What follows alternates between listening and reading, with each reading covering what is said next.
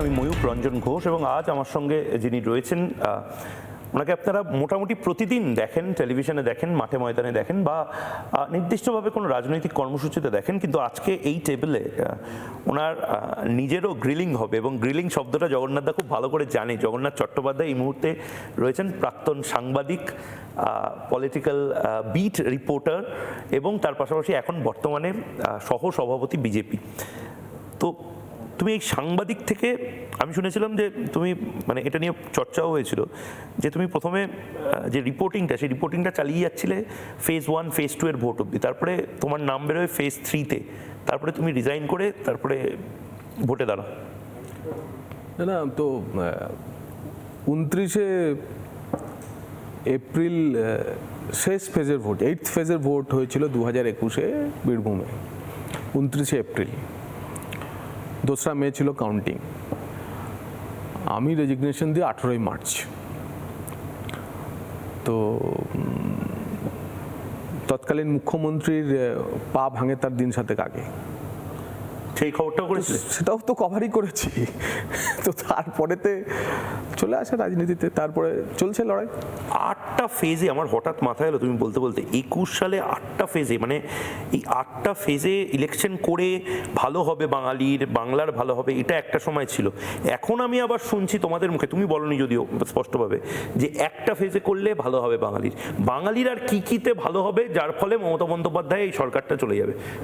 তখন এই একসাথে এক ফেজে 2 ফেজে করা যেত না, কারণ বাকি রাজ্যগুলোতেও কেন্দ্রীয় ফোর্স দিতে হতো, কেন্দ্রীয় বাহিনী দিতে হতো। এখন যখন আর অন্য রাজ্যগুলিতে কেন্দ্রীয় বাহিনী দিতে হচ্ছে না, তখন সব বাহিনীকে যদি পশ্চিমবঙ্গে একসাথে আনা যায় তাহলে এক ফেজ ইলেকশন করা যায়। আমরা তো সিঙ্গেল ফেজ ইলেকশন নির্বাচন করতে তো আমি শুনলাম দিল্লির নির্বাচন কমিশন প্রস্তুত নয়, হয়তো 2 ফেজে, তোমরাও বলেছো 2 ফেজে। দেখুন, আমরা 1, 2 অথবা 3 ফেজে নির্বাচন করানোর জন্য নির্বাচন কমিশনের কাছে তৃণমূল বলছে। তৃণমূল কি বলেছে আমরা জানি না। তৃণমূল আমরা যা বলবো তৃণমূল তার উল্টো বলবে। এখন তৃণমূল 10 ফেজে ইলেকশন চাইতে পারে, 16 ফেজে ইলেকশন চাইতে পারে। গণেশ কুমারের ওখানে তুমিও গেছিলে, শিশির বাজোরিয়াও আমি দেখলাম গেছিলেন, তৃণমূলের লোকেরাও ছিল, মানে তোমাদের সাথে ইন্টারাকশন হয়েছিল সেদিন? দেখুন, আমরা আমাদের ওই রাজীব কুমার ছিল তো তোমার, আমাদের সেই আলোচনাতে আমরা যা যা বিষয় বলেছিলাম এবং বারবার বলেছিলাম যে দেখুন, আপনার আঙুল কেটে দেওয়ার কথা বলছে, তো আপনার আঙুল কেটে দেওয়া মানে তো নির্বাচন কমিশনারের আঙুল কেটে দেওয়া নয়, গণেশ কুমার ব্যক্তিগতভাবে তার একজন আইএএস অফিসারের আঙুল কেটে দেওয়া নয়। এটা হচ্ছে ভারতবর্ষের যে নির্বাচন করানোর যে সর্বোচ্চ প্রতিষ্ঠান, সেই প্রতিষ্ঠানের যে অধিকার, প্রতিষ্ঠানের যে এখতিয়ার, প্রতিষ্ঠানের যে ক্ষমতা, সর্বোচ্চ ক্ষমতা যা সংবিধান থেকে পাওয়া যায়, তার আঙুল কাটা।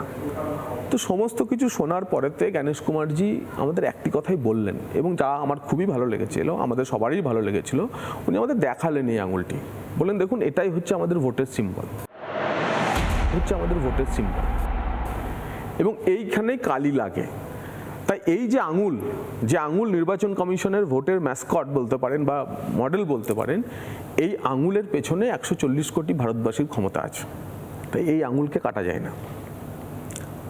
তো আমরাও বললাম যে আমরা অপেক্ষা করছি যে এই পরীক্ষা আপনি এবার পশ্চিমবঙ্গে দেবেন, যে আমরাও দেখব যে আপনার আঙুল কাটা গেল না গণতন্ত্র রক্ষা পেল। আমরা সবাই মুখিয়ে আছি। নানা ধরনের কন্টেন্ট দেখার জন্য লাইক করুন, শেয়ার করুন আমাদের ফেসবুক পেজ, সাবস্ক্রাইব করুন আমাদের ইউটিউব চ্যানেল। পাশাপাশি অন্যান্য ব্রেকিং নিউজের জন্য অবশ্যই চোখ রাখুন রিপাবলিক বাংলায়।